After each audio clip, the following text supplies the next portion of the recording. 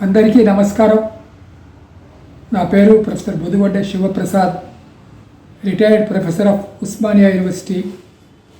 Here is a message. ఇవాళ 2026 June నెల 26 నేటికి సరిగ్గా 50 సంవత్సరాల క్రితం భారతదేశ చరిత్రలో చీకటి రోజు. అంటే ఆనాడు భారతదేశం మీద ఎమర్జెన్సీ విధింపబడింది.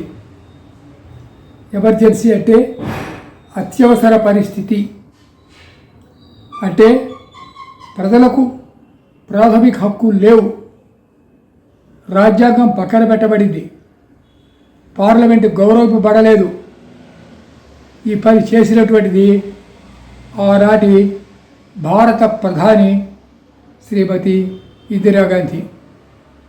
ఆమె ఇలా ఎందుకు చేసింది అంటే అలహాబాద్ హైకోర్టు ఆమె ఎన్నిక చెల్లదు అని తీర్పు ఇచ్చింది.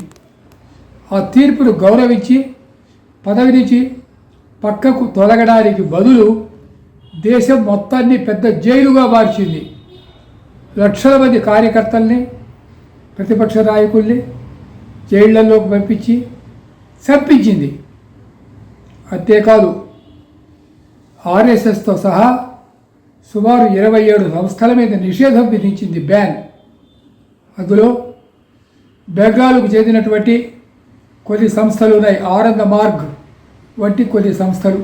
ఈ సంఘటన జరిగినప్పుడు నేను హైదరాబాద్ బర్కత్పురా ఆర్ఎస్ఎస్ కార్యాలయంలో ఉన్నాను.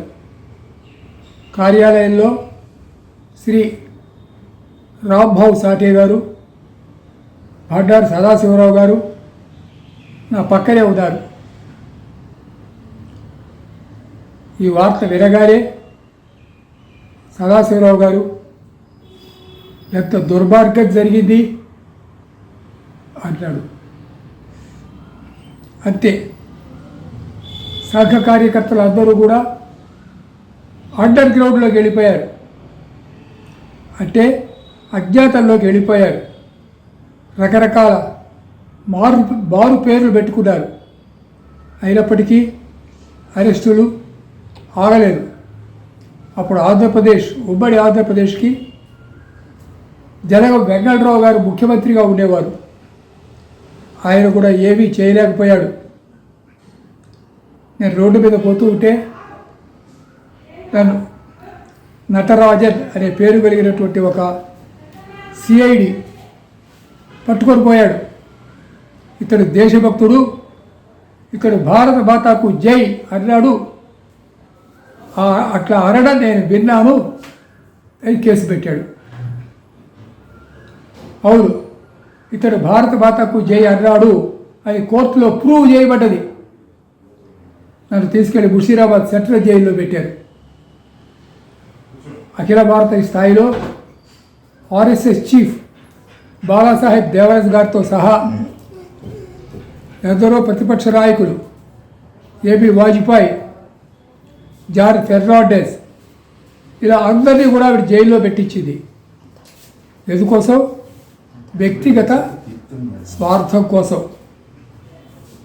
ఇది ప్రపంచంలో ఉన్న అన్ని దేశాల వాళ్ళు కూడా విమర్శించారు. అంతేకాదు పత్రికల వాళ్ళందరూ కూడా తమ నిరసనను తెలియజేస్తూ ఎడిటోరియల్ రాసే చోట నెల కాలం వదిలిపెట్టారు. ఏదో 1-2 పేపర్లు, మద్రాసులో హిందూ అని ఒక పేపర్ ఉంది, అలాంటి 1-2 పేపర్లు మాత్రం ఎమర్జెన్సీ పెట్టడం కూడా మంచిదే. ఎందుకంటే ఒక డిసిప్లిన్ వస్తుంది అంటూ ఆమెను సమర్థించాయి. ఈ రకంగా పత్రికల గొంతు నొక్కబడింది. దేశంలో ఎవడు చంపినా పట్టించుకునేవాడు లేడు. ఈ దుర్గతి సుమారు 3 సంవత్సరాల పాటు భారతదేశ చరిత్రలో నడిచింది. తర్వాత జరిగినటువంటి ఎన్నికల్లో ఆమె భయంకరమైన ఓటమి చవిచూచింది. ఇదంతా కూడా ఒక చరిత్ర. ఇవాళ 26 జూన్ 26 ఈ 50 ఏళ్ల నాడు జరిగినటువంటి ఈ దుర్మార్గాన్ని ఒక్కసారి జాతి ప్రజలందరూ గుర్తు చేసుకోవాలి. ఇలాంటి పరిస్థితి ఒక్క భారతదేశంలో మాత్రమే కాదు, ప్రపంచంలో ఏ దేశంలో కూడా రాకూడదు. ఇలాంటి వ్యక్తులు ఏ దేశంలో కూడా పుట్టి జాతిని సర్వనాశనం చేయకూడదు.